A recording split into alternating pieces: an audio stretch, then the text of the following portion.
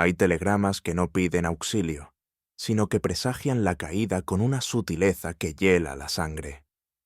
Cuando el tiempo miente y los silencios parecen hablar más alto que las palabras, hasta la lógica de Holmes debe enfrentarse a lo inexplicable.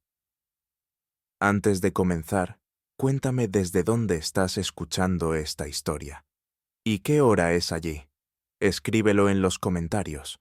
Prepárate, porque la historia está a punto de empezar. Aquella mañana de martes, Baker Street se hallaba sumida en una serenidad inusitada, como si incluso el bullicio de los coches de caballos y los pregones matutinos se hubiesen detenido a la espera de algo aún por revelarse. Recuerdo con nitidez la luz tamizada que entraba por la ventana, reposando con suavidad sobre la alfombra persa, algo desgastada que Holmes se negaba tercamente a reemplazar. El aire era fresco, pero no cortante, y el reloj de péndulo marcaba las 8 sin urgencia alguna. Mi compañero, en su habitual actitud reflexiva, permanecía reclinado en su sillón de respaldo curvo, las yemas de los dedos unidas con precisión matemática, como si con ese gesto contuviese los hilos invisibles de sus pensamientos. Había algo, sin embargo, en su semblante que me llamó la atención desde el primer instante. No era concentración, sino una inquietud latente, una suerte de anticipación muda, que parecía disputarle el dominio de su habitual compostura. ¿Ha notado usted, Watson?, dijo finalmente sin apartar la vista del espacio vacío frente a él, que hay mañanas que no traen ruido, pero sí presagio? ¿Presagio?, repetí, intrigado. ¿Se refiere usted a alguna impresión intuitiva? Me refiero, respondió en tono grave, a esa clase de silencio que, lejos de consolar, sugiere que algo ha sido desplazado en el orden natural de los acontecimientos. Antes de que pudiera ahondar en su pensamiento, un golpe firme y seco en la puerta nos anunció la llegada de aquello que, sin saberlo, ya estábamos aguardando. Mrs. Hudson entró con su acostumbrada dignidad, pero con un matiz de premura inusual en su porte. En sus manos traía un sobre grisáceo, sellado con una franja de lacre agrietado. La cinta del telégrafo aún colgaba, dando testimonio de su urgencia. «Ha llegado hace un instante, señor Holmes», dijo con voz más baja de lo habitual. El mensajero insistió en que era asunto de gravedad. Holmes tomó el sobre con sumo cuidado, como si supiera que su contenido no era meramente informativo, sino definitorio. Lo observó unos segundos bajo la luz que se colaba por el visillo, y tras un leve asentimiento, lo rasgó con la precisión de un cirujano. El crujido del papel al abrirse pareció resonar más de lo necesario en aquella mañana muda. Yo me incliné levemente hacia él, escrutando su expresión mientras leía. No hubo exclamación, ni fruncimiento de ceño. Solo un leve estrechamiento de los ojos, como si intentara distinguir algo más allá de las palabras impresas. ¿Se trata de algún caso?, inquirí, ya familiarizado con aquel ritual silencioso que precedía a nuestras empresas más singulares. Más que un caso, mi querido Watson, dijo finalmente. Se trata de una paradoja. Me extendió el telegrama sin más. El remitente era Sir Percival Trent, caballero que había ocupado alguna vez un modesto lugar en los círculos filantrópicos del sur de Inglaterra. El mensaje, lacónico, decía: «Mi vida corre peligro. Si esto llega a sus manos, será demasiado tarde. P. Trent». Pero lo que me dejó sin aliento no fue el contenido, sino la hora registrada de envío, 4:15 de la mañana. Murió a las 7, añadió Holmes con voz baja. Y sin embargo, escribió esto 3 horas antes. Lo que había comenzado como una mañana sin niebla, acababa de sumirse en un enigma más espeso que cualquier bruma. «Sir Percival Trent», murmuró Holmes mientras dejaba el telegrama sobre la mesita baja de madera de nogal. Hay nombres que se deslizan por la memoria no por su presencia constante, sino por la huella ambigua que dejan al pasar. Reconocí aquella expresión en su rostro. no era incertidumbre, sino una forma muy particular de recuerdo, como si las conexiones apenas se insinuaran desde un rincón polvoriento de su archivo mental. ¿Le resulta conocido?, pregunté, incapaz de ocultar la ansiedad que la hora del mensaje aún me provocaba. Vagamente, Watson. Recuerdo haber leído, hará unos 8 años, una breve nota en la sección más inferior del Times sobre un altercado naval ocurrido cerca de la costa de Ceilán. El nombre de Sir Percival figuraba como intermediario diplomático en un conflicto menor entre comerciantes europeos y una comunidad local, cuyo desenlace fue inusualmente silencioso. Demasiado, diría yo. ¿Alguna acusación formal? Ninguna. Precisamente por eso me inquieta más. Me vi entonces forzado a admitir que el misterio que se abría ante nosotros no solo desafiaba la lógica temporal, sino que parecía arrastrar consigo un pasado velado por las brumas del imperio. Y era precisamente esa bruma, más que cualquier dato concreto, la que hacía que Holmes frunciera el entrecejo con más firmeza. No es la primera vez, aventuré tras un silencio meditativo, que se informa de muertes precedidas por anuncios premonitorios. Hay casos documentados de personas que, minutos antes de expirar, han predicho con sorprendente precisión su final. Holmes no respondió de inmediato. Estaba atizando la pipa con manos lentas, casi ceremoniales, como si la elaboración del tabaco y la ignición del fósforo formaran parte de un razonamiento más profundo. La mente humana, Watson, dijo finalmente, es capaz de articular con asombrosa sutileza ciertas coincidencias que otros tildarían de intuiciones. Pero una intuición no redacta un telegrama, ni lo envía con tal precisión horaria. ¿Podría haberlo hecho por desesperación?, insistí. ¿Una suerte de acto preventivo ante un presentimiento oscuro? Holmes se volvió hacia mí, y en su mirada brillaba la ironía mezclada con algo más severo. La desesperación suele gritar, Watson. Este mensaje, en cambio, es contenido, casi clínico. No hay exclamación ni súplica, solo certeza y un margen de 3 horas. Me estremecí, no por el contenido del mensaje, sino por lo que Holmes no decía, que tal vez alguien había querido que pareciera una advertencia enviada a tiempo, cuando en realidad fue elaborada con frialdad desde las sombras de un plan más complejo.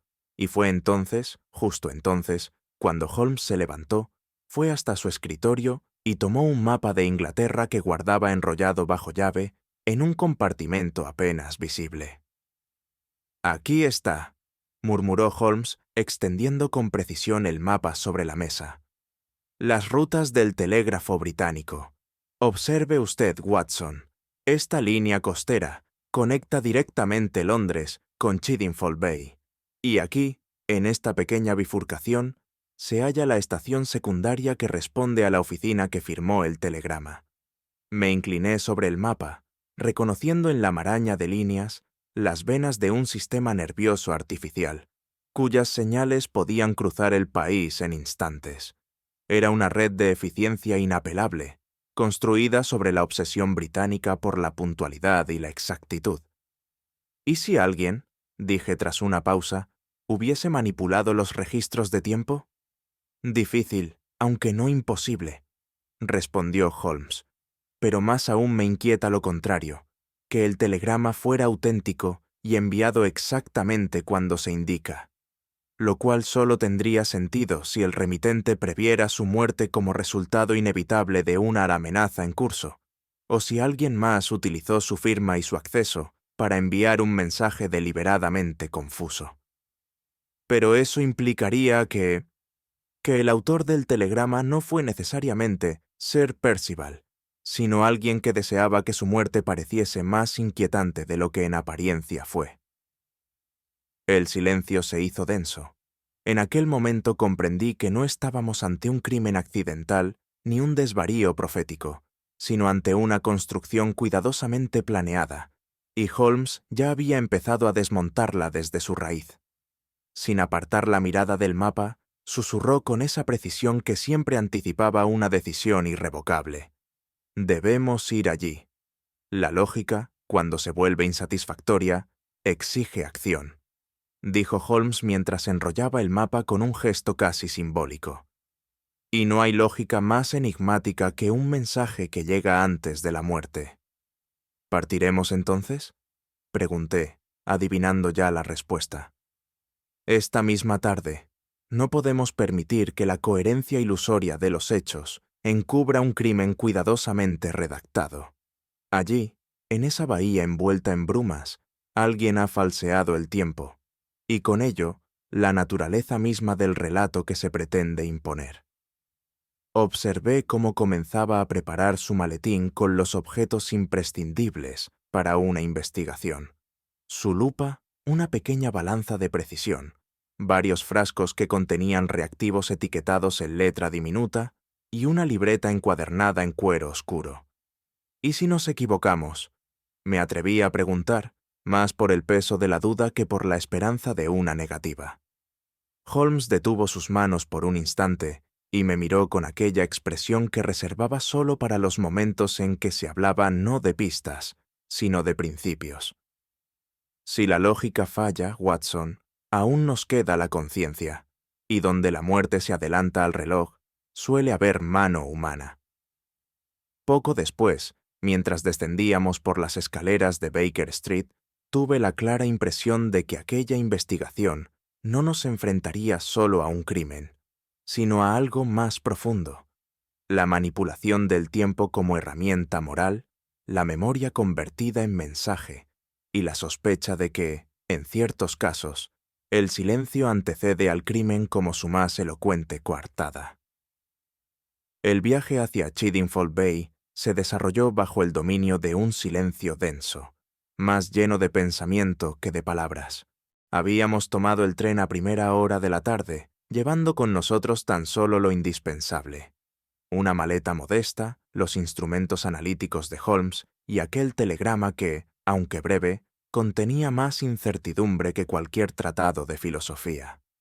Holmes permanecía con los ojos entrecerrados, no por somnolencia, sino por esa forma particular de concentración que le permitía, según decía, reducir el mundo a su estructura esencial.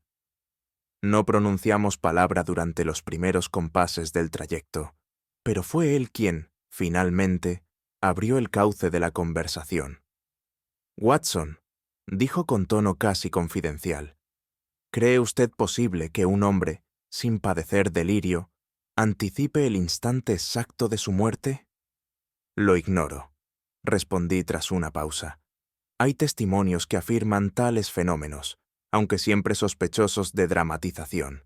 Pero si se refiere al caso de Sir Percival, su mensaje no parece el de un iluminado místico, sino el de un hombre metódico y perfectamente consciente.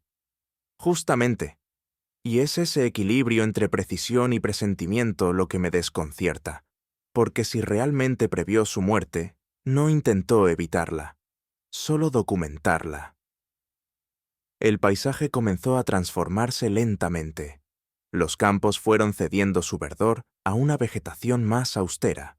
Las chimeneas industriales se diluyeron en la lejanía, y la bruma marina comenzó a insinuarse como una presencia latente. Mientras observaba los primeros jirones de niebla colarse entre los setos del campo, no pude evitar pensar que no solo nos aproximábamos a un lugar, sino a una verdad escondida en las capas más turbias del tiempo. Y Holmes, con su mirada fija más allá del cristal, parecía estar aguardando algo que no podía venir en el tren, pero que se manifestaría apenas pusiéramos pie en tierra firme. Al llegar a Chiddingfold Bay, una humedad persistente se adhería a todo lo que tocábamos, como si el mar se hubiese infiltrado no solo en el clima, sino también en el carácter del lugar. Las calles estaban desiertas, salvo por el sonido amortiguado de unas campanas lejanas, y la estación, flanqueada por bancos de hierro corroído, parecía más bien una despedida que una bienvenida. La residencia de los Trent se alzaba al final de un sendero de grava, oculta tras una hilera de álamos retorcidos por el viento costero. Se trataba de una construcción imponente, aunque ajada por el tiempo, con una arquitectura que hablaba de un pasado ilustre, ahora rendido al descuido. Holmes la contempló largamente antes de franquear el umbral. «Aquí no habita solo una familia», musitó.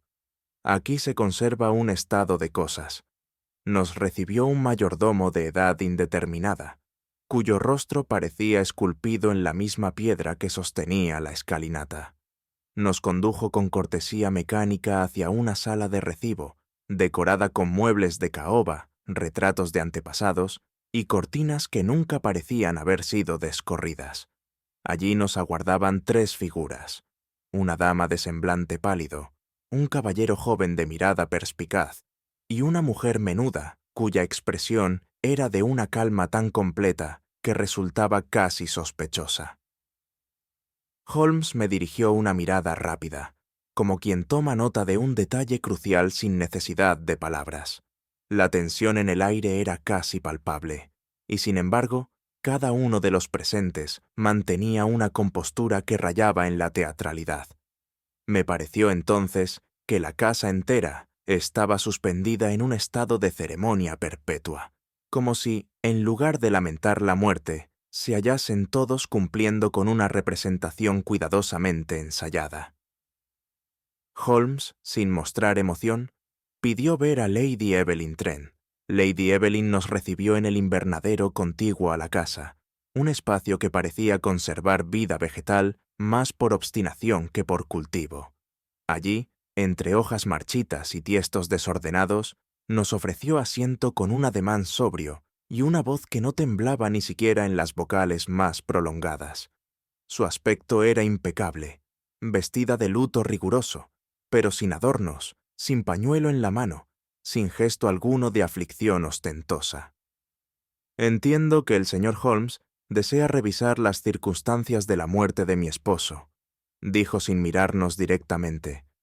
«Ya ha hablado el médico, el notario y el párroco, pero si aún queda algo que deba añadirse, tal vez no sea lo que falta, sino lo que no concuerda, lo que merece atención», respondió Holmes con cortesía seca. «Me permitiré formularle algunas preguntas, si no representa un agravio a su duelo. Mi duelo, señor Holmes, es privado, pero responderé cuanto esté en mi conocimiento». Su relato fue meticuloso. Sir Percival, nos dijo, se retiró temprano, aquejado de una leve jaqueca, y se negó a recibir a nadie esa noche. Ella no volvió a verlo con vida. Fue el criado de la mañana quien lo halló sin aliento, inclinado sobre el escritorio con una copa aún medio llena de cordial. «¿Y no le pareció extraño que no descendiera a cenar?», inquirió Holmes. «No era inusual.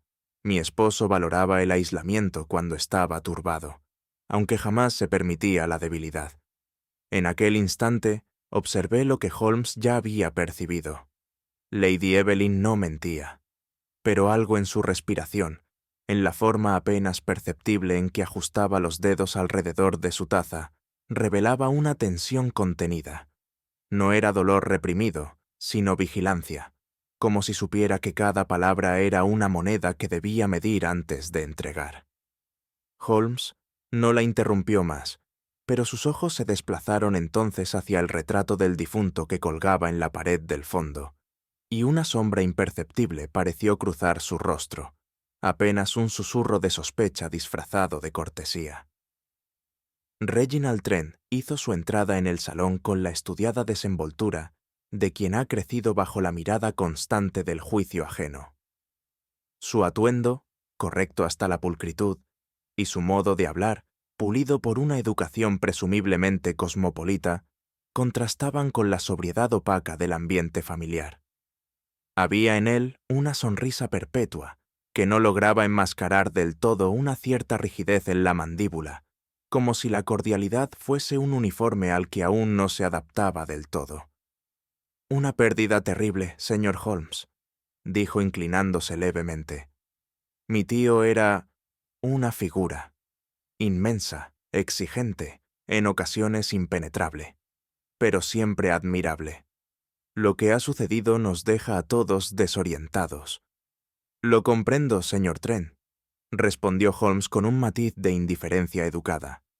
¿Podría relatarnos, si le es posible, su recuerdo de la noche del suceso? Reginald no dudó. Su testimonio fue tan meticuloso que rozaba lo ensayado. La última vez que vio a su tío fue poco antes de las 9, en la biblioteca. Conversaron brevemente sobre un documento financiero que aún no estaba firmado. Luego, según dijo, se retiró a su habitación y no volvió a tener contacto alguno con él. ¿Qué hora marcaba su reloj cuando abandonó la biblioteca?, inquirió Holmes de forma inesperada. Exactamente las 8:55, respondió Reginald, señalando con orgullo la leontina dorada que colgaba de su chaleco. Este reloj perteneció a mi abuelo. No se atrasa jamás. Holmes no comentó nada más, pero sacó su cuaderno y anotó con un gesto que parecía casual. Yo, por mi parte, no pude evitar advertir que la precisión excesiva del sobrino y su tono de estudiada sinceridad eran, a su modo, tan reveladores como un error. A diferencia de los demás habitantes de la casa, la señorita Bell no se anunciaba con palabras ni con gestos ampulosos. Desde hacía más de 10 años, según nos informó el mayordomo, había renunciado a la palabra hablada tras un episodio del que nadie quería hablar con detalle, pero que todos aceptaban con una mezcla de resignación y temor respetuoso. Se comunicaba por medio de una pequeña libreta de tapas negras, donde escribía con letra diminuta y elegante, casi escolar. Holmes pidió verla sin demora, y ella accedió sin titubear. Su aspecto era discreto, su postura erguida y su mirada más penetrante de lo que podría suponerse en una mujer de servicio. Cuando Holmes le preguntó, mediante una simple nota, si había observado algo fuera de lo común la noche de la muerte de Sir Percival, la señorita Bell se limitó a garabatear una palabra en su libreta y luego arrancó la hoja. Campana. Holmes leyó el papel con detenimiento, como si en esa palabra de 7 letras pudiera hallarse una tesis completa sobre el crimen. No hizo preguntas adicionales. Tan solo guardó el papel en su chaqueta y asintió con gravedad. ¿Tiene usted algo más que añadir?, escribió.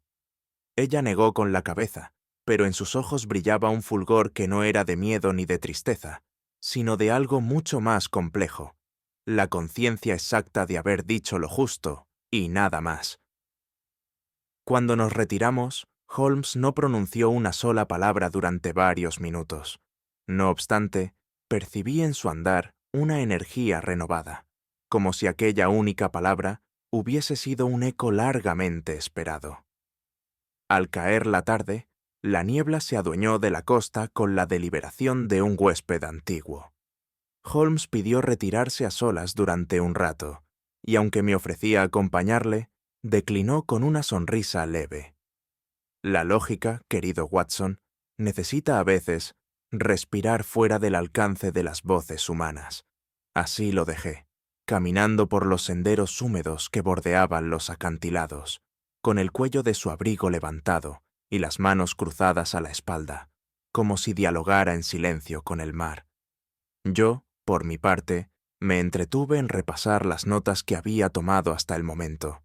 Los tiempos no coincidían, las emociones no encajaban, y los testigos parecían haber elaborado versiones de los hechos más cohesionadas de lo que la naturaleza permite a la memoria real.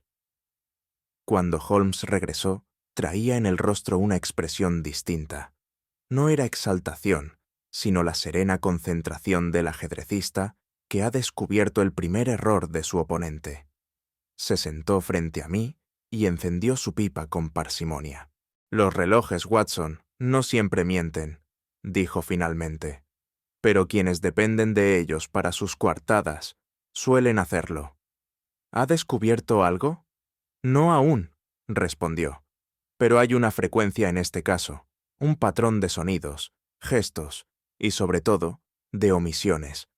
La campana mencionada por la señorita Bell no es un adorno, es un mecanismo, y donde hay un mecanismo, hay una intención.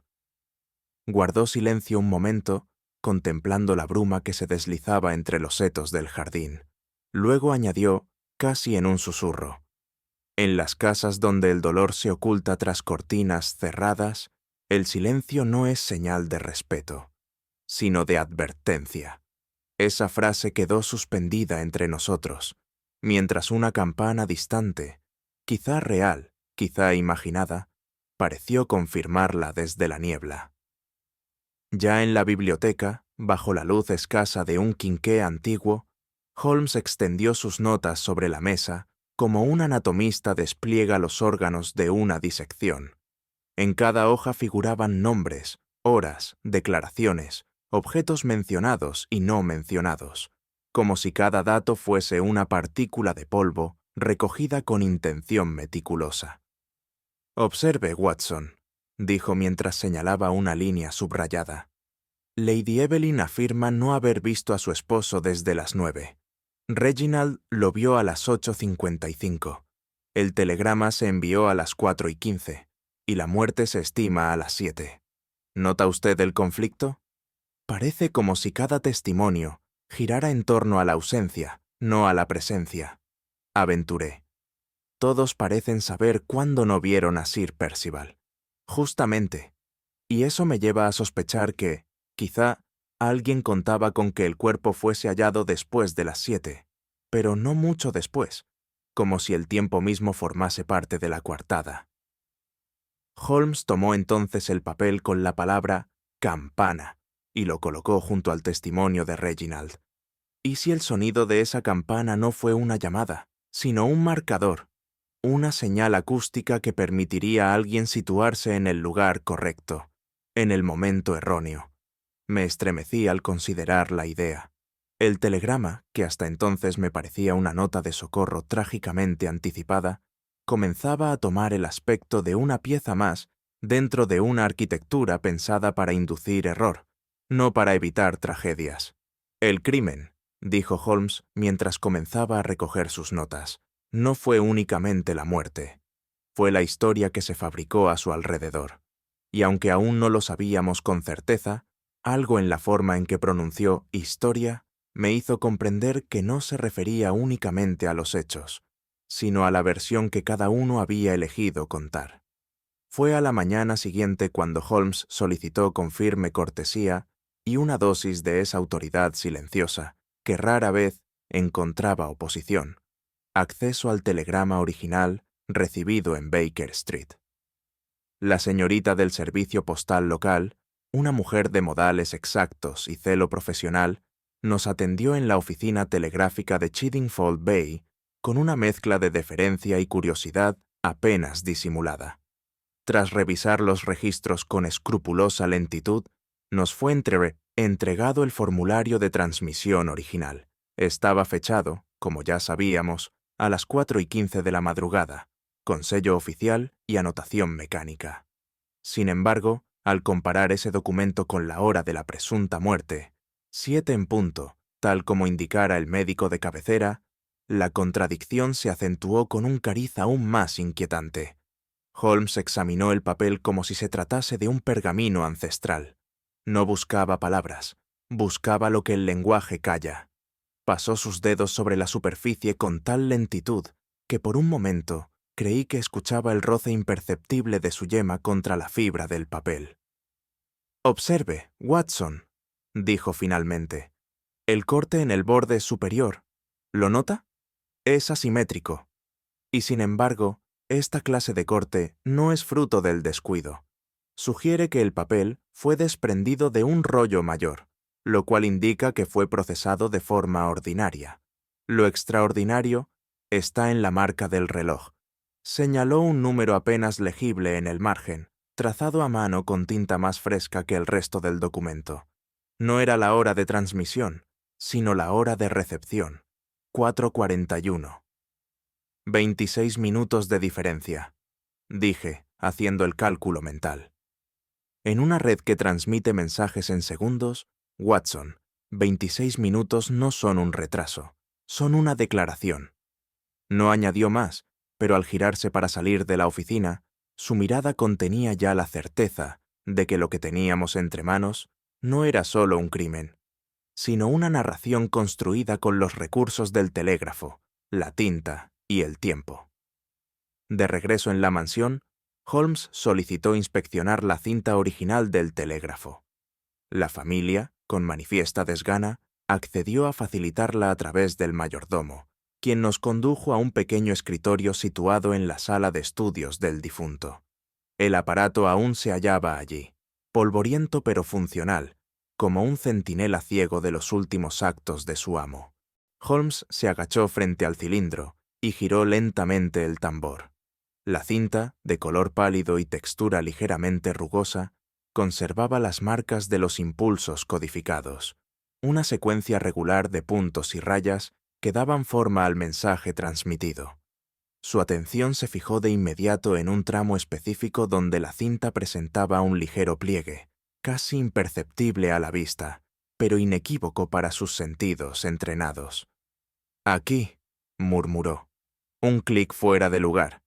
¿Quiere decir que fue manipulado?» «No necesariamente, pero observe esta pequeña discontinuidad entre los símbolos, como si el flujo hubiese sido interrumpido por una leve presión, no suficientemente fuerte para romper, pero sí para desviar».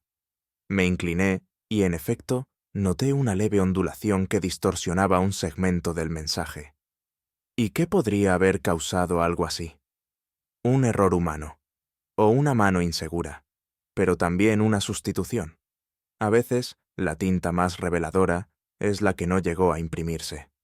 Lo observé guardar la cinta en su cartera con delicadeza, como quien traslada una reliquia cuya autenticidad aún está por comprobar.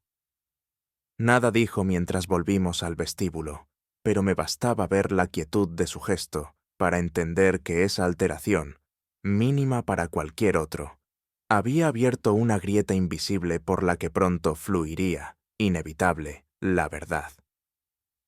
Aquel mismo mediodía, mientras Holmes analizaba en su cuarto los trazos del telegrama y yo revisaba mis propias anotaciones en la galería, una figura encorvada emergió desde el lateral del jardín, portando una carretilla desvencijada y silbando un aire apenas reconocible.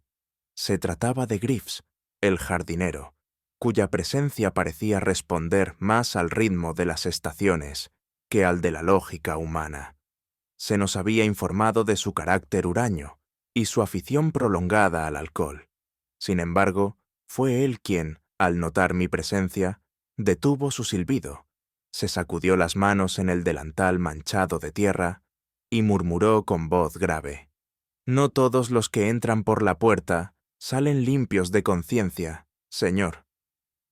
Tomado por sorpresa, me acerqué con cautela, pero sin disimular el interés. «¿A qué se refiere, Greaves?» «No soy quien para decirlo», replicó, lanzando una mirada hacia la mansión. «Pero vi una sombra, junto al despacho, la noche antes de que lo encontraran, como lo encontraron. ¿Podría describirla? Delgada, apurada. No era Sir Percival, se lo aseguro. Él caminaba como un roble. Esto era más rápido, más torcido. Le ofrecí un cuaderno y un lápiz, esperando que quisiese precisar su testimonio, pero negó con la cabeza. No sabría decirle más. Yo solo cuido las rosas, las sombras, que las juzgue el cielo. Antes de que pudiera interrogarlo más, se alejó, empujando su carretilla como si no hubiese pronunciado palabra alguna. Y sin embargo, aquellas frases entrecortadas, cargadas de niebla y duda, pesaron en mi ánimo más que muchos de los testimonios formales. Cuando referí el encuentro a Holmes, éste solo alzó una ceja. «Las rosas guardan más secretos de los que parece, Watson, y el jardinero, aunque ebrio, sabe dónde crecen las espinas». Fue durante la tarde, al explorar la biblioteca del difunto, que me detuve frente al escritorio de roble macizo, en el que, según los relatos proporcionados, Sir Percival había sido hallado sin vida. La superficie estaba impoluta, como si hubiese sido cuidadosamente limpiada, pero la disposición de los objetos resultaba demasiado perfecta. Me incliné no por una corazonada ni por algún razonamiento concreto, sino por la intuición que suele surgir cuando el vacío es más elocuente que la evidencia. El primer cajón estaba cerrado con llave, aunque la cerradura no presentaba resistencia para quien hubiese dispuesto de la clave adecuada. Busqué a Holmes con la mirada, y al no hallarlo en las inmediaciones, solicité al mayordomo el favor de facilitarme la llave maestra. Con visible desgana y tras una breve consulta a Lady Evelyn, me fue entregada. El cajón, al abrirse, reveló carpetas cuidadosamente ordenadas, correspondencia personal, una libreta de cuentas y, al fondo, una hendidura rectangular vacía, que debía haber contenido un documento de dimensiones considerables. La marca del papel aún podía distinguirse en la felpa, como una ausencia que clamaba presencia. Holmes apareció justo entonces. ¿Lo nota, Watson? Faltaría aquí el testamento, dije con voz más baja de lo que pensaba. Y según Lady Evelyn, el documento había sido revisado recientemente. Holmes asintió. Pero no era el testamento en vigor, añadió, sino un borrador que probablemente modificaba las condiciones anteriores. Lo que desapareció no es un documento cualquiera, es el posible motivo del crimen. ¿Y quién tendría interés en que no se firmase? Precisamente quien tenía algo que perder con la nueva versión, dijo, volviendo la mirada hacia el reloj de péndulo, y algo que ganar con la muerte del testador. Su mirada se desvió entonces al lecho de la ventana. Allí, el resplandor del atardecer hacía brillar una mota de polvo que flotaba inmóvil. Y en ese punto, comprendí que no solo se había desvanecido un documento, sino una voluntad, una verdad no escrita, arrancada a tiempo de la tinta. Aquella noche, al amparo de la lámpara de escritorio, Holmes solicitó que le leyera en voz alta el telegrama una vez más. Obedecí, como tantas otras veces, sin cuestionar su aparente deseo de repetición. Pero en cuanto pronuncié las palabras exactas, me interrumpió con un gesto. «Deténgase ahí, Watson. Repita esa frase sin entonación alguna». Le complací, y entonces vi cómo fruncía el ceño, no por confusión, sino por el placer casi estético que le producía desentrañar una estructura que escondía más de lo que mostraba. Es admirable cómo puede camuflarse una advertencia bajo la apariencia de un ruego, dijo al fin. Esta oración, si esto llega a sus manos, será demasiado tarde. ¿Nota la ambigüedad? La advertencia parece directa. Sí, pero su sintaxis permite dos interpretaciones. Por un lado, puede significar, si usted recibe esto, entonces será tarde para salvarme. Pero también puede entenderse como, esta carta está pensada para ser recibida una vez sea demasiado tarde. Una profecía o una maniobra. Me incliné sobre el texto, tratando de adoptar su mirada. En efecto, el matiz era inquietante. El mensaje podía haber sido cuidadosamente diseñado no para evitar la tragedia, sino para darle forma. Un testamento escrito con frases que parecen gemidos, pero que son cálculos, dije, impresionado. Exactamente, y nadie calcula con esa calma si no se sabe en peligro, o si se está dejando algo en marcha. No era ya un telegrama, era una inscripción, una lápida en clave. El fuego chisporroteaba en el hogar de la sala común cuando Holmes, con una copa de jerez en la mano, se reclinó en el sillón como si el cansancio no pesara en su cuerpo, sino en su mente. Llevábamos horas rodeados de silencios no resueltos, de testimonios cuidadosamente ofrecidos, y de una red de tiempos que se anudaban como un nudo marinero, resistente, pero complejo. Watson, dijo sin mirarme, la muerte es en esencia una interrupción. Lo que intento discernir aquí es si fue una interrupción natural o una deliberadamente insertada. ¿Aún no tiene certeza? Número de la mecánica, pero la lógica comienza a dibujar un perfil. Un hombre que teme por su vida, un mensaje enviado antes de su muerte, un documento desaparecido y una familia que se aferra a la hora oficial como si su vida dependiera de ello. Quizá porque así es, aventuré. Holmes asintió, y su mirada se volvió más grave. No todos los relojes mienten, Watson, pero los hombres ajustan los relojes, y si uno controla la hora, puede manipular la historia, los recuerdos, incluso la culpa. ¿Entonces cree que la hora no fue un accidente? Creo que la hora fue el crimen. Y en ese instante comprendí lo que él ya vislumbraba, que la verdadera escena del asesinato no fue el despacho, ni la copa, ni siquiera la noche, sino la línea invisible entre el instante en que se escribió el telegrama y aquel en que alguien quiso que lo leyéramos. El tiempo, en este caso, no era solo una medida, era el arma. Fue en la penumbra del ala norte de la casa, donde el aroma de humedad se mezclaba con el polvo de los armarios cerrados, que volví a encontrarme con la señorita Bell. Había terminado sus deberes del día, pero se hallaba aún en la pequeña sala de costura, hilando sin prisa junto a una lámpara de aceite cuya llama oscilaba al ritmo del viento costero. Le pedí unos minutos de su tiempo, y ella, sin emitir palabra, asintió con una dignidad silenciosa que me desarmó por completo. No era fácil obtener información de una mujer que había renunciado voluntariamente a la palabra. Sin embargo, comprendí entonces que no toda comunicación requiere voz. Tras algunas notas escritas, y movido quizá por una confianza nacida de su prolongada observación de la casa y sus secretos, la señorita Bell se levantó y me hizo una seña. La seguí por un corredor angosto hasta una habitación de servicio abandonada.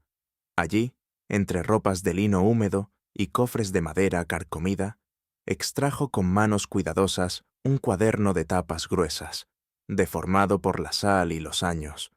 Me lo entregó sin explicación, pero su mirada era clara. En esas páginas debía buscarse no solo la historia de un hombre, sino el preludio de una decisión. Lo llevé conmigo en silencio. Al volverme, ella ya se había marchado, como si su papel en este misterio hubiese concluido con la entrega de aquel objeto. Y sin embargo, su gesto revelaba más comprensión de la que muchos hubiesen podido expresar en 100 frases. El cuaderno, a pesar del desgaste, conservaba legibilidad en casi todas sus páginas.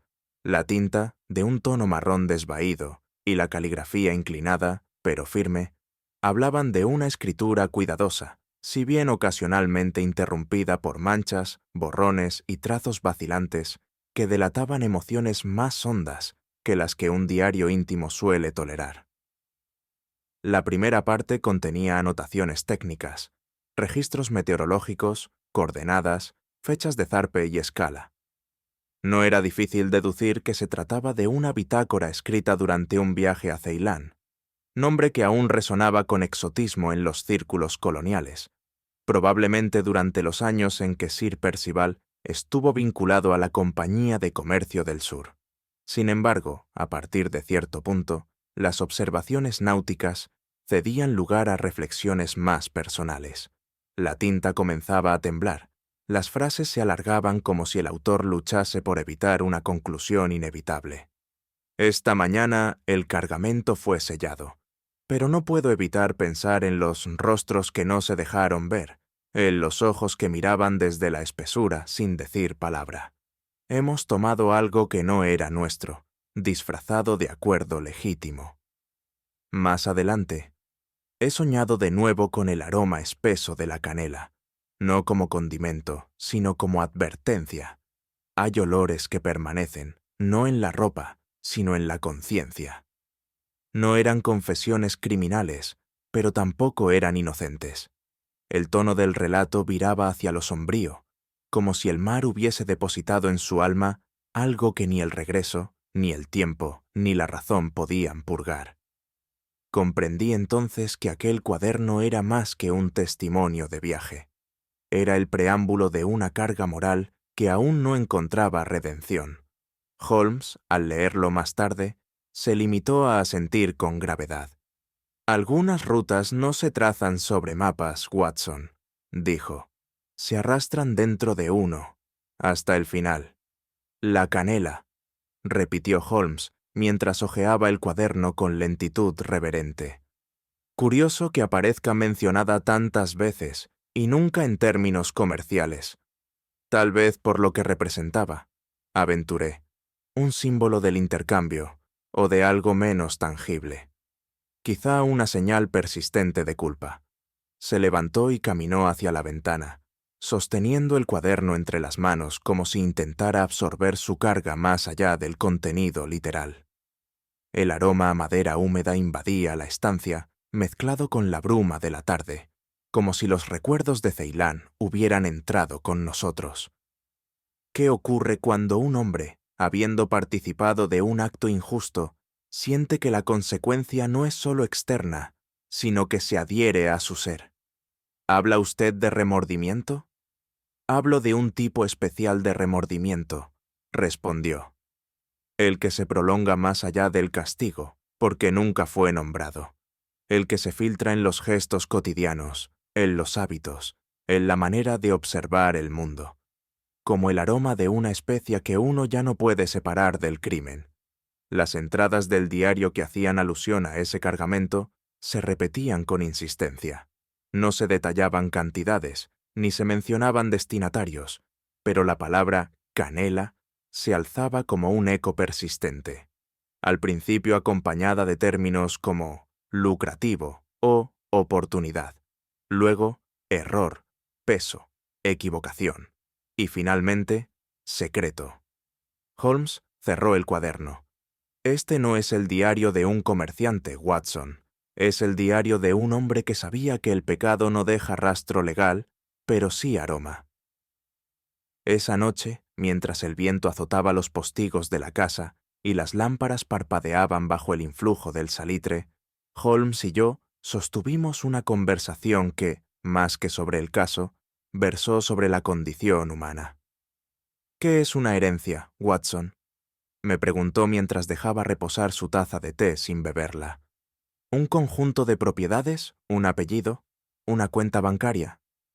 A veces, respondí tras breve reflexión. Pero no siempre. Hay hombres que heredan una deuda moral, un nombre mancillado, una historia mal contada.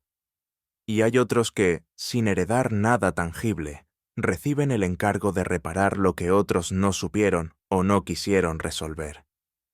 Nos habíamos detenido en la lectura de una última entrada del cuaderno, fechada tan solo un mes antes de la muerte de Sir Percival. Allí, el autor se refería vagamente a un documento final, algo que debía ser escrito antes de que la confusión se impusiera a la intención. Un testamento no firmado, dije. O peor aún, destruido antes de ser ejecutado. O reemplazado por algo más simple, más rápido, más universal, un telegrama. ¿Cree que el mensaje fue un intento de legar no solo una advertencia, sino una verdad? Eso creo, Watson. Y esa verdad no es jurídica, ni económica. Es una confesión cifrada. Tal vez no quiso cargar a sus herederos con su culpa, pero sí evitar que heredaran su silencio. La idea me pareció de una melancolía feroz. Habíamos venido a investigar un crimen, pero cada vez era más claro que estábamos también desentrañando una conciencia.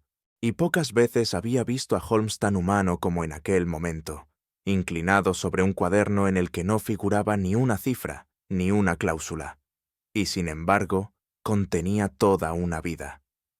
Fue Holmes quien propuso releer el telegrama bajo la luz de lo descubierto, no en su literalidad, sino como acto. Como si el acto mismo de enviarlo fuese una forma de escritura final, ya no como advertencia, sino como epitafio.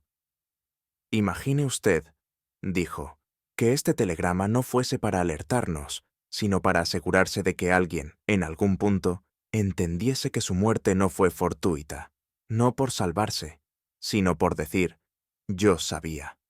Porque quien sabe y calla, deja una sombra peor que la culpa. El tono con el que lo dijo me conmovió más de lo que estoy dispuesto a admitir. Revisamos el documento palabra por palabra, no como mensaje desesperado, sino como código. Y cada ambigüedad, cada giro sintáctico, cada adverbio innecesario, nos pareció parte de un lenguaje deliberado. Este hombre, continuó Holmes, Acosado por una amenaza que no podía enfrentar abiertamente, eligió el único canal aún disponible para escribir lo que no se le habría permitido firmar con testigos. El telegrama fue su lápida preventiva. ¿Cree usted entonces que no fue un grito de auxilio? Fue un testimonio, el único que podía emitir sin interferencia, la firma de su miedo y de su lucidez. Guardamos el documento entre nuestras cosas con un respeto que no acostumbrábamos a conceder a las pruebas, porque aquello ya no era evidencia, era un legado, y comprendí, en ese instante, que hay crímenes que no comienzan con el veneno ni con la mentira, sino con un hombre solo, frente a su propia conciencia, firmando en tinta pálida lo que ya no podía decir en voz alta. Holmes me había solicitado, la noche anterior, que anotara con precisión todos los intervalos temporales declarados por los habitantes de la casa en relación con los últimos momentos de vida de Sir Percival Trent. Me senté, pues, al alba, en el estudio del ala este, con la esperanza de identificar en la estructura de los relatos algún desfase inadvertido. Sin embargo, fue él quien, una hora más tarde, irrumpió con una idea que me pareció tan ingeniosa como insólita. «Watson», me dijo con un brillo gélido en los ojos, «cuando los relojes se confunden, es en el sonido donde puede hallarse la verdad. La arquitectura de esta casa tiene oídos, si sabemos escucharlos». Le seguí, intrigado, a través de los pasillos que conducían al sistema de campanas de servicio. Holmes comenzó a trazar en su cuaderno un esquema del cableado interno, marcando con precisión los puntos desde los cuales podían accionarse las señales que unían el despacho del difunto, con el cuarto de los criados, el recibidor y la cocina. Su atención se centraba ahora no en lo que había sido visto, sino en lo que se había oído, o lo que debía haberse oído, si la muerte se hubiera producido tal como se había declarado. «El sonido, Watson», dijo mientras palpaba la cuerda de una campana con extremo cuidado. «No puede testificar, pero tampoco sabe mentir. Y si las palabras de los vivos contradicen el bronce de los muertos, hay que confiar en el que no tiene lengua, pero sí memoria». Aquel enunciado, casi poético, me dejó meditando sobre cuántas veces, en la historia de la humanidad, la verdad habría resonado en un tañido ignorado, relegado por el ruido de las conveniencias humanas. Holmes descendió con agilidad por la escalinata trasera hasta el cuarto donde se hallaba el tablero central de campanas. Allí colgaban en hilera una serie de campanillas de cobre, cada una identificada con una pequeña placa de marfil. La correspondiente al despacho de Sir Percival mostraba signos de uso reciente. El polvillo sobre el metal estaba alterado, y la cuerda que la conectaba presentaba una leve distensión, apenas perceptible para el ojo inexperto. «3 tañidos», dijo el mayordomo cuando Holmes le interrogó con voz neutra. «Esa noche, poco después de las 7, pensé que sería un error, pues el señor ya había sido encontrado». «¿Y aún así respondió usted al llamado?» «No, señor. Ya no había nadie que requiriese servicio», contestó con la voz algo temblorosa. Holmes tomó nota. Su rostro no denotaba sorpresa, sino una clase de satisfacción silenciosa, como quien comprueba una hipótesis largamente gestada. Me tomó aparte y habló en voz baja. «¿Lo comprende, Watson?» La campana del despacho sonó 3 veces, después de la hora en que el médico fijó la muerte. «Pero eso es imposible». «¿Imposible?» «Nada más peligroso, Watson, que declarar lo imposible antes de haber investigado lo improbable. Las campanas no se accionan solas, y mucho menos después de que la vida ha cesado». Alguien hizo sonar esa señal con plena conciencia de que no podía ser contestada. Ese detalle, trivial en apariencia, alteraba de raíz la cronología. Ya no estábamos ante un crimen oculto, sino ante una puesta en escena sonora, diseñada para introducir el error en el relato de la muerte. De vuelta en el despacho, Holmes me pidió que examinara junto a él el mecanismo que conectaba el cordón de llamada con el sistema general de campanas. Bajo una trampilla lateral, hábilmente disimulada por una repisa de libros, se hallaba la polea primaria, una estructura sencilla, compuesta por una cuerda de cáñamo, una polea de latón y un contrapeso. El conjunto era de una simplicidad elegante y, como Holmes observó con tono admirativo, poseía la virtud de obedecer siempre al principio de la gravedad. ¿Ve usted aquí algún artefacto complejo?, me preguntó. Ninguno. Cuerda, tensión, peso, nada más. Y sin embargo, en su simplicidad reside su valor como herramienta de engaño. Tomó el extremo del cordón, lo jaló suavemente y una campana distante respondió con un tañido claro. Luego se acercó al muro y extrajo un pequeño gancho oxidado, que al parecer se había soltado recientemente. Este gancho sostenía el cordón en una posición fija. Si alguien lo liberó con intención, la campana podría haber sonado minutos después, sin necesidad de una mano directa.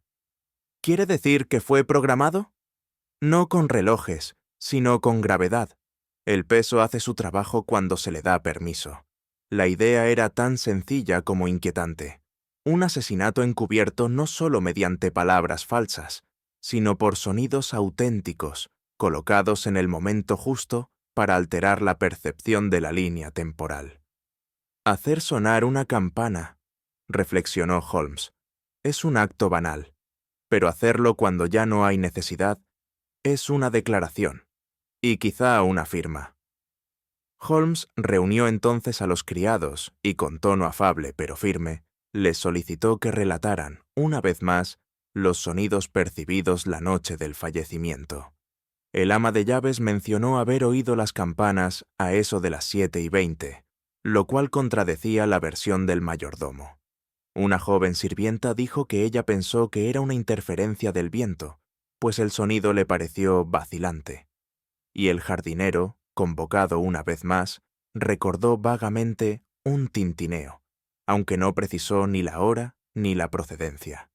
Holmes no juzgó, no corrigió, tan solo escuchaba, tomaba notas y asentía con cortesía. Cuando nos quedamos a solas, me explicó. ¿Lo nota, Watson? Ninguno de ellos afirma con certeza que el tañido procedía de una necesidad auténtica. Todos coinciden en su ambigüedad, y eso es, en sí mismo, una confirmación. ¿Confirmación de qué? De que alguien manipuló el sistema no para pedir ayuda, sino para fabricar una coartada. Si una campana suena a las 7:20, la muerte no pudo haber ocurrido antes. ¿O sí? Guardamos silencio. El artilugio era perverso en su sencillez. Quienquiera que hubiese hecho sonar la campana sabía que los sirvientes, acostumbrados a responder mecánicamente al llamado, registrarían la hora con precisión. Lo que no sabían es que estaban asistiendo, sin sospecharlo, a la construcción de una mentira. Watson, concluyó Holmes, esta casa no solo oculta verdades, las reproduce, las repite. Y si uno no escucha con atención, corre el riesgo de tomar el eco por la voz. Poco antes del anochecer, Holmes me pidió que lo acompañara una vez más al despacho del difunto. La luz era tenue, y el silencio reinaba con una solemnidad casi religiosa. Nos detuvimos frente al escritorio vacío, el mismo sobre el cual la copa de cordial había sido encontrada, aún medio llena. «Piense, Watson», dijo Holmes, observando el cordón enrollado junto al tintero. ¿Por qué haría sonar una campana un hombre ya moribundo? ¿Y por qué 3 veces? Tal vez un gesto reflejo, o una última petición de auxilio. ¿Pero de quién? Nadie acudió. Nadie respondió. Nadie parece haberlo lamentado demasiado. ¿No le parece extraño? No respondí. Había en sus palabras una acusación silenciosa, no contra un individuo en particular, sino contra toda una estructura familiar que se había acostumbrado al silencio más que a la ayuda mutua. Holmes continuó, sin elevar la voz. No fue un lamento, ni un pedido. Fue una representación. Quien hizo sonar la campana Deseaba que el mundo creyera que Sir Percival estaba aún con vida. Y lo logró.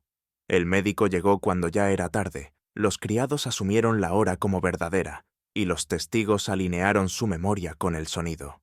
Un crimen perfecto, construido con cuerdas y bronce. ¿Y qué dice eso del asesino? Holmes se volvió hacia mí. Su mirada era tan afilada como un bisturí, pero su tono conservaba una tristeza extraña. Que no mató solo con veneno, Watson. Mató con el tiempo, con el silencio, con la esperanza de que una campana sonara cuando nadie debía escucharla, y que, al hacerlo, pudiera escapar, dejando atrás no un cuerpo, sino un eco. Sentí un escalofrío, porque comprendí entonces que lo más inquietante no era el crimen en sí, sino la precisión con la que había sido orquestado para parecer inevitable. Y Holmes, como si leyera mi pensamiento, añadió en voz baja: el muerto no llamó por ayuda. Lo hicieron llamar. Era ya entrada la tarde cuando Holmes solicitó, con su habitual tono comedido pero firme, que todos los miembros de la familia se reunieran en la biblioteca. Aquel recinto, cuya noble arquitectura parecía guardar la solemnidad de generaciones pasadas, se convirtió, en manos de mi amigo, en una suerte de tribunal silencioso. Nadie se atrevió a levantar la voz ni a adelantar conjetura alguna. Incluso el leve crepitar del hogar parecía temer quebrar el pesado mutismo que envolvía la estancia. Allí estaba Lady Eleanor, con la mirada perdida en los vitrales empañados, el joven Frederick, que no lograba disimular un temblor casi imperceptible en su rodilla derecha, y la señorita Clara, que sostenía entre sus dedos un pañuelo ajado, aunque ni una lágrima se deslizara por su rostro. Holmes, por su parte, permanecía de pie, con las manos cruzadas a la espalda y los ojos fijos en una repisa, donde descansaban algunos volúmenes encuadernados en cuero y una pequeña figura de marfil que me resultaba vagamente familiar. «Les agradezco su presencia», dijo al fin, con voz serena, sin teatralidad alguna. «Lo que esta tarde he de exponer ante ustedes no pretende ser un acto de acusación, sino de clarificación, porque solo en la luz de los hechos puede restaurarse la dignidad de los vivos y la paz de los muertos». Nadie replicó. Aguardaban, como quien sabe que algo irreversible está ya a punto de ser enunciado. Y fue entonces, en medio de aquel silencio denso como el humo del tabaco sin encender, que Holmes giró sobre sus talones y anunció con una calma implacable: «El crimen cometido en esta casa no fue producto de un arrebato, sino de una voluntad fría y meticulosa. Y las pruebas están aquí, entre nosotros». Mi corazón latía con fuerza, no tanto por el temor al culpable, sino por la certeza de que las máscaras estaban a punto de caer. Holmes extrajo de su bolsillo una pequeña carpeta de cuero negro, la cual colocó cuidadosamente sobre el escritorio de nogal. Al abrirla, desplegó 3 hojas. La primera, una copia del telegrama que supuestamente había enviado Sir Percival la tarde anterior a su muerte. La segunda, una reproducción esquemática de la cerradura del despacho.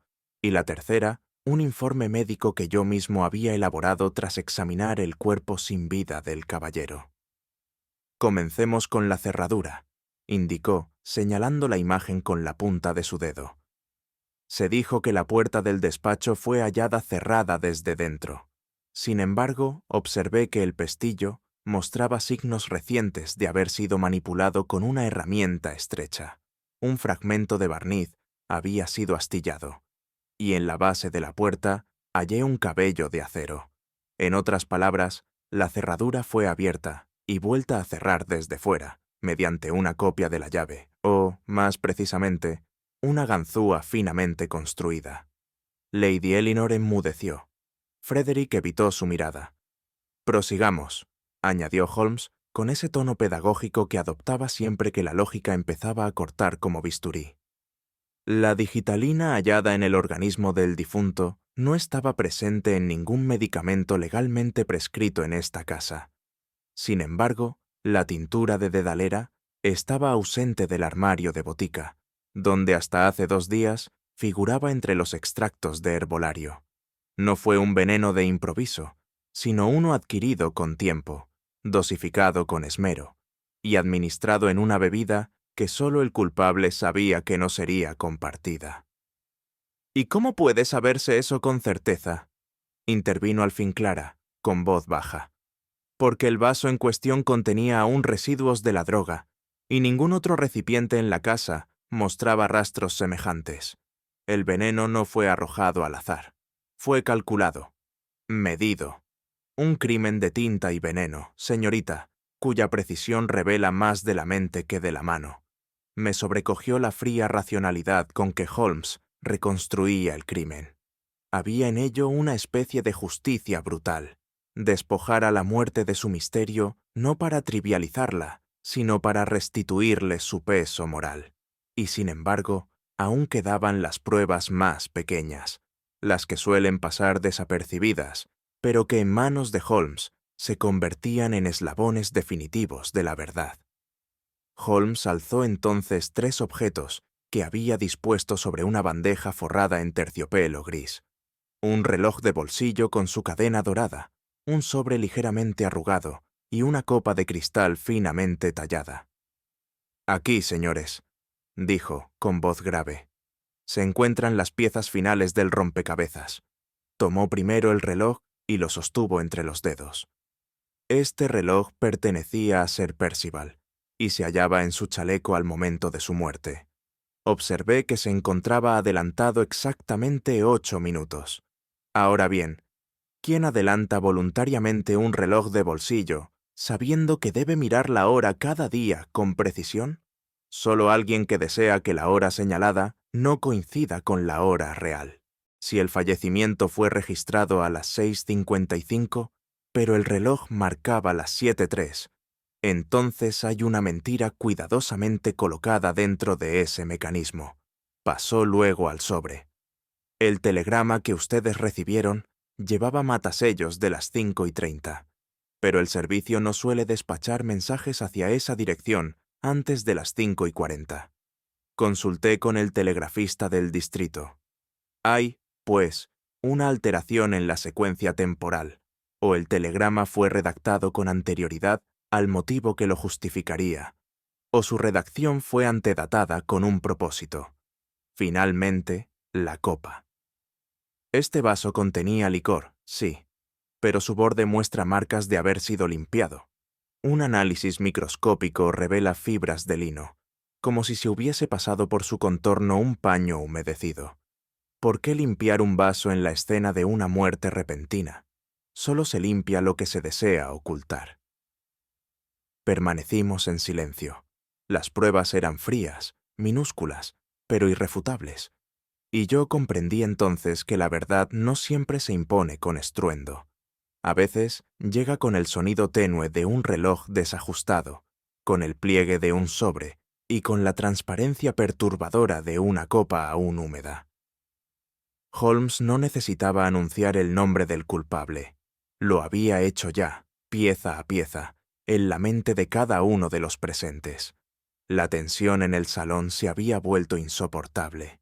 Y sin embargo, Holmes, siempre dueño del compás emocional de cualquier escenario, no alzó la voz ni varió su semblante al pronunciar las siguientes palabras.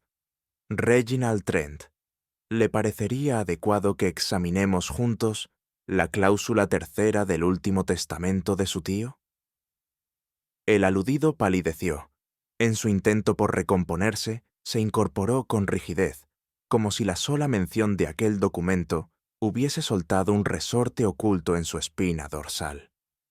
«No sé de qué habla», musitó, evitando mirar a nadie en particular. «Le aseguro que sí lo sabe. Su tío modificó su voluntad 6 semanas antes de su muerte, retirando su nombre de los beneficiarios directos y asignando la propiedad de Blythe House a la señorita Clara. El notario lo confirmó esta mañana. Su exclusión no fue accidental, sino resultado de una profunda decepción moral, de una desconfianza cimentada en sus propias acciones. ¿Debo continuar? El joven se desplomó sobre el sillón, pero no dijo nada. Holmes, con la implacabilidad de quien no goza con la herida pero sí con la curación, prosiguió. Usted estaba arruinado. La administración de sus finanzas personales, casas de juego, inversiones imprudentes, deudas en Fleet Street, lo había conducido a una situación desesperada. Pero no fue la desesperación lo que le impulsó a actuar, sino el orgullo. No podía soportar la idea de que la casa, el apellido y el legado pasaran a manos de quien consideraba inferior. Por eso, diseñó un crimen que no se notara como tal, una muerte sin estruendo, un asesinato con la apariencia de un colapso cardíaco. Lady Eleanor exhaló un suspiro apagado.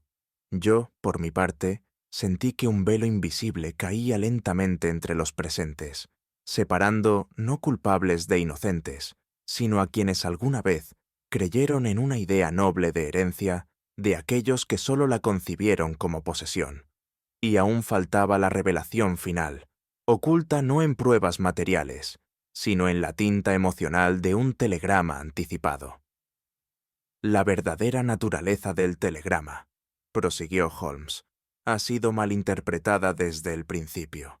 No era una advertencia a terceros, ni siquiera una petición de ayuda. Era, en su esencia, un epitafio voluntario, una confesión cifrada de quien comprendía, quizá demasiado tarde, que sus últimas horas estarían marcadas por la proximidad del peligro. Se acercó entonces al escritorio y desplegó el documento sobre la superficie barnizada, con sumo cuidado, como quien manipula un testimonio sagrado. Leído con prisa, el mensaje parece un desvarío, pero con atención revela el estado emocional de un hombre que no solo temía por su vida, sino que intuía la forma en que ésta le sería arrebatada. Vean esta frase. Y si mañana el reloj no canta, será que ya no hay oídos para escucharlo. No es poesía, es un símbolo deliberado. El reloj fue manipulado, el tiempo falseado, y sin embargo, él sabía que no podría engañar al miedo. Holmes me miró brevemente, como buscando el eco de su pensamiento en mis ojos. Watson, ¿recuerda lo que una vez le dije sobre la diferencia entre el azar y la intuición? El azar es ciego, la intuición, en cambio, tiene memoria. Sir Percival intuyó, sin pruebas formales, quién conspiraba a su alrededor, y por ello dejó este telegrama no como prueba legal, sino como piedra de tropiezo para el culpable. Reginald, que había mantenido la cabeza gacha, alzó de pronto la mirada. Su rostro era una amalgama trémula de rabia contenida y resignación. «Era suyo todo», murmuró. «Su apellido, su prestigio, su altar familiar. ¿Y aún así quiso negarme un pedazo de suelo?» «No le negó el suelo», respondió Holmes con tono grave. «Le negó la complicidad. Esa es la distinción que usted jamás comprendió». Me sentí profundamente conmovido. Aquella pieza de papel, tan ligera, había resultado más pesada que cualquier testamento notarial. Era un acto de defensa silenciosa, una última voluntad moral que colocaba la verdad no en la justicia terrenal, sino en la mirada de quienes supieran leer entre líneas. Y aún restaba ver si el asesino sería capaz de pronunciar, al menos, una palabra de arrepentimiento. No hubo grito, ni súplica, ni confesión altisonante. Reginald permaneció inmóvil, con las manos entrelazadas, la vista perdida en un punto de la alfombra, y una quietud que solo el remordimiento verdadero puede imponer. Holmes, lejos de presionarle, aguardó en silencio. Sabía, como bien sabía yo, que hay verdades que no precisan de declaración oral para imponerse. En la tensión de los músculos faciales, en la leve crispación de la comisura de los labios, en el parpadeo retardado de quien lucha por no quebrarse, estaba toda la confesión que el lenguaje no se atrevía a articular. «No esperaba que hablara», dijo Holmes al cabo de unos minutos, más para sí mismo que para el resto. «Algunos crímenes son tan deliberados que incluso la confesión resulta superflua. Basta con observar al culpable mientras se enfrenta, por primera vez, a sí mismo. Reginald no respondió, pero en su semblante se dibujó la sombra de alguien que no espera clemencia ni la solicita. Tal vez era el inicio de un castigo más duradero, el de convivir con el acto cometido, sin el alivio de una palabra redentora. La señorita Clara, que hasta entonces se había mantenido en un silencio respetuoso, se retiró de la sala con un andar sereno, casi compasivo, y yo comprendí que el crimen no había matado únicamente al viejo Sir Percival, sino a todo un conjunto de lazos invisibles que alguna vez sostuvieron aquella casa. Aún quedaba una última reflexión por parte de Holmes, la cual no versaría sobre leyes o castigos, sino sobre lo que verdaderamente permanece cuando el crimen ha sido revelado. Al despedirnos de Blythe House, Holmes no pronunció palabra durante largo trecho. Solo cuando los campos abiertos comenzaron a envolvernos con su silencio rural, dijo en voz baja: «Hay crímenes, Watson, que no comienzan con una acción, sino con una idea sostenida en el tiempo. El acto de matar rara vez es súbito.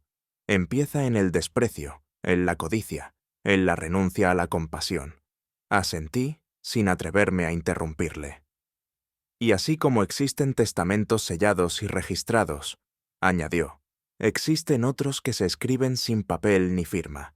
Son las decisiones silenciosas, las omisiones, los gestos que no registran los notarios, pero que configuran la voluntad moral de un hombre». Observó entonces el paisaje con un aire casi melancólico. Sir Percival comprendió que no siempre es el heredero quien recibe la herencia. A veces es el inocente quien recibe la carga. Y el culpable, tan solo el silencio. Y en ese silencio concluimos nuestro regreso. El tren avanzaba con su cadencia monótona y metálica, como si su ritmo imitara deliberadamente el compás de nuestras reflexiones. Holmes y yo ocupábamos el compartimento de siempre, aunque aquella tarde había entre nosotros un silencio tan espeso que parecía interponerse físicamente entre nuestras figuras. No era el mutismo del cansancio, ni tampoco el de la costumbre compartida. Era un silencio denso, deliberado, que tenía el peso de todo lo que no se dice cuando las verdades han sido ya reveladas y, sin embargo, no confortan. Mi amigo mantenía la mirada fija en el paisaje desdibujado por la ventanilla, pero sabía yo que sus ojos no contemplaban los campos de Surrey, sino otra clase de terreno, más abstracto y profundo, el de la conciencia humana. Su rostro, inexpresivo en apariencia, delataba una actividad interior incesante. Le conocía demasiado bien para dejarme engañar por esa fachada marmórea. Confieso que sentí el impulso de interrumpir aquella pausa, de provocar con una observación trivial el regreso de su voz al mundo tangible, pero algo en su postura me lo desaconsejó. Holmes, cuando meditaba en silencio, no lo hacía por descuido del prójimo, sino por respeto a las implicaciones últimas de lo acontecido. Finalmente, como si hubiera captado mis pensamientos, murmuró con tono grave, casi para sí: «Watson, hay silencios más elocuentes que cualquier alegato». Y regresamos de uno de ellos. No respondió a mi mirada, ni esperó réplica. Y yo comprendí que, en efecto, el caso había concluido en lo factual, pero apenas comenzaba a desplegar sus ecos en el plano de lo intangible. Aquel crimen, resuelto en sus detalles, no había dejado heridas físicas en nosotros, pero sí una grieta tenue y prolongada, la cual, aunque invisible, alteraría por unos días el curso habitual de nuestras conversaciones. «He meditado largamente», dijo Holmes cuando el tren ya se aproximaba a Clapham Junction, «sobre la naturaleza de ese telegrama, no como prueba, sino como acto humano. En él, Sir Percival no buscaba ayuda, buscaba dejar constancia de algo que su mente racional no alcanzaba a estructurar en una acusación directa. Fue, si se me permite la expresión, una escritura del alma». Lo observé con atención. No era común en él el uso de imágenes tan cargadas de simbolismo. Había en sus palabras una inflexión distinta, como si su juicio lógico estuviese atravesado, de forma insólita, por una vibración emocional. ¿Cree entonces, le pregunté, que el telegrama fue una suerte de confesión inversa? No del culpable, sino de la víctima. Exactamente. Un hombre que ha vivido entre cifras, deberes y tratados de conducta no emplea el lenguaje figurado por capricho. Lo hace cuando la razón le falla o le resulta insuficiente. Y hay algo profundamente revelador en eso. Es como si el miedo, al volverse inevitable, adoptase la forma del mensaje cifrado, no para acusar, sino para dejar huella. Hizo una pausa breve, y luego añadió. En el fondo, Sir Percival comprendió que su muerte no sería estridente. No habría disparos, ni heridas evidentes, ni testigos inmediatos. Solo el retardo del reloj, el eco de una campana, la ambigüedad de un gesto. Y frente a esa sutileza premeditada, optó por dejar una marca anticipada, un espejo deformado que solo podía descifrar quien comprendiera la psicología del temor. Un epitafio con forma de advertencia, murmuré. Number más bien, dijo con tono más bajo aún, una súplica sin destinatario. Sus palabras me estremecieron, porque comprendí, en ese instante, que incluso los hombres más racionales, cuando sienten que el tiempo se acaba, desean no justicia, sino ser entendidos. Y ese anhelo, profundamente humano, fue lo que Holmes había leído entre líneas. Ya en Baker Street, mientras el crepúsculo londinense se derramaba sobre los adoquines con su habitual melancolía, compartimos un breve té en la intimidad de nuestro salón. Holmes se mantenía aún taciturno, pero había en su expresión una mezcla peculiar de serenidad y desasosiego, como si hubiese hallado una respuesta que no deseaba poseer. Watson, dijo tras un largo silencio, ¿cree usted que existe algo en nosotros capaz de presentir lo que aún no ha ocurrido? La pregunta, viniendo de él, no era retórica. Me tomó unos segundos encontrar la respuesta. Diría que los instintos, en ciertas circunstancias extremas, parecen adelantarse a los hechos, pero nunca lo he considerado un fenómeno verificable, sino más bien una ilusión retrospectiva. Holmes asintió, pero no con su habitual suficiencia lógica. Y, sin embargo, hay momentos, replicó, en que uno se ve obligado a admitir que el razonamiento deductivo no basta, que existe, en ciertas almas, una percepción aguda de su destino, una clarividencia que no se apoya en pruebas, sino en una especie de intuición trágica. Sir Percival lo intuyó, no dedujo el peligro, lo sintió. Me quedé pensativo. Aquello no encajaba con la doctrina habitual de mi amigo, tan resueltamente aferrada a la lógica y a la verificación empírica. ¿Está usted sugiriendo, aventuré, que existen límites a su método? Holmes esbozó una sonrisa casi melancólica. Sugiero, mi querido Watson, que todo método necesita humildad para reconocer sus márgenes. La lógica es mi aliada más fiel, pero no es infalible. Hay lugares, añadió mientras observaba la luz menguante de la tarde, donde la razón se detiene y comienza el misterio de lo humano. Yo no respondí. Aquel día, por primera vez, comprendí que incluso en Holmes existía un rincón en el que el misterio no era problema a resolver, sino presencia a respetar.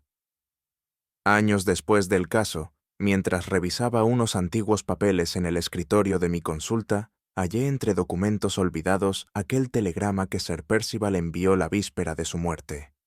No lo había extraviado, ni mucho menos descartado como prueba inútil. Simplemente había decidido que su lugar no estaba entre los archivos judiciales, sino entre los objetos personales que uno conserva no por su utilidad forense, sino por su peso simbólico. Lo desplegué con lentitud, como si las arrugas del papel reprodujeran, en su geometría involuntaria, los pliegues de una conciencia perturbada. No era un mensaje largo, ni contenía una acusación expresa, pero había en su redacción algo que jamás dejé de considerar profundamente humano: la necesidad de dejar constancia, de anticipar el desastre sin nombrarlo, de advertir sin señalar.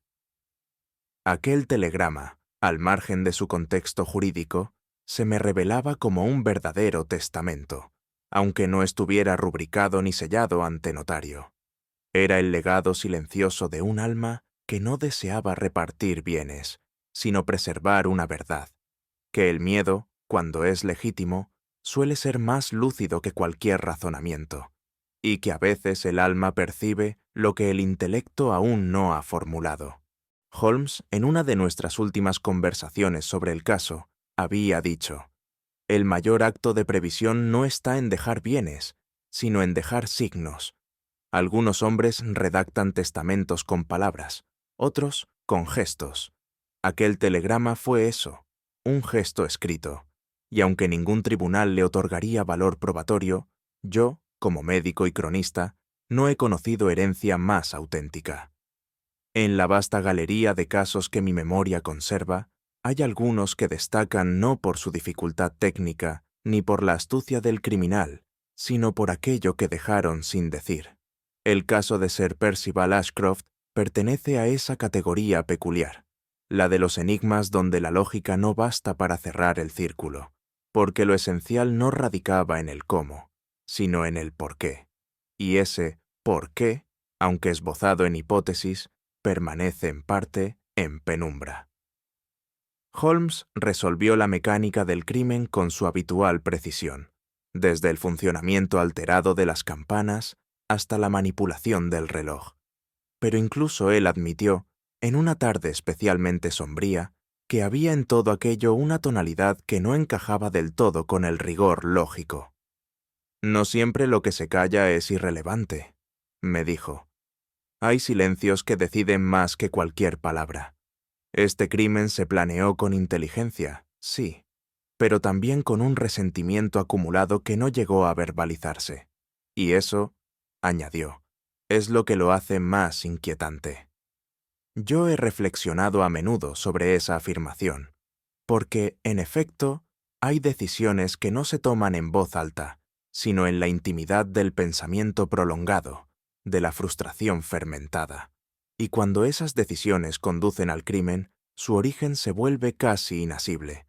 No hay amenaza ni impulso repentino, sino un proceso subterráneo donde la moral se diluye y la voluntad se corrompe. El caso de Sir Percival nos recuerda que los motivos no siempre se formulan. A veces simplemente se incuban, y cuando finalmente se manifiestan, ya no queda nada que deducir, solo algo que lamentar. Y así concluyó aquel episodio, no con la estridencia de un juicio, ni con la satisfacción de una justicia ejemplar, sino con el rumor tenue de una comprensión que llega tarde, como tantas otras en la vida. Holmes archivó el caso sin mayores comentarios, salvo una observación al pasar sobre la precisión del veneno empleado. Pero yo, que no tengo la costumbre de olvidar los rostros ni los gestos que anteceden a la tragedia, conservé una impresión indeleble. Porque, al final, lo que me dejó este suceso no fue una lección de criminología, sino una meditación más amplia sobre el alma humana. No todos los hombres desean ser vengados, ni todos los crímenes claman por castigo.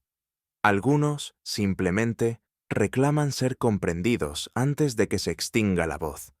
Tal vez por eso Sir Percival escribió aquel telegrama, no para pedir auxilio, sino para dejar constancia de que existía, de que su temor era real, aunque inarticulado, de que el alma, en sus últimos instantes, no busca justicia, sino reconocimiento.